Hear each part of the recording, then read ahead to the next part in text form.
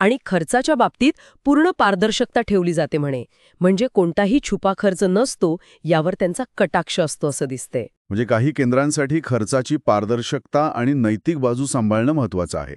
आणि खरं आहे, अशा भावनिक आणि वैयक्तिक प्रवासात हा मुद्दा अनेकांसाठी फक्त पैशा इतकाच किंवा कधीकधी त्याहून जास्त महत्वाचा ठरू शकतो. अगदी बरोबर. बरं, ही झाली श्रीखंडे आयव्हीएफची गोष्ट, जिथे रेंज 17 ते 20 लाख आहे. पण अजून काही सेंटर्स आहेत का जी साधारण याच रेंजमध्ये किंवा कदाचित याहून कमी खर्चात पर्याय देतात? हो, नक्कीच आहेत.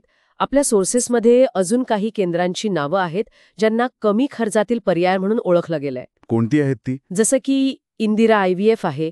तिथे खर्च साधारण 17 ते 21 लाखांच्या दरम्यान आणि सक्सेस रेट 75% सांगितला आहे. Indira IVF, okay. मग आहे Nagpur test tube baby centre. इथे खर्च 16 ते 20 लाख आणि सक्सेस रेट 75% आहे. 16 ते 20 लाख म्हणजे अजून थोडं कमी. हो. आणि एक आहे ओमेगा हॉस्पिटल.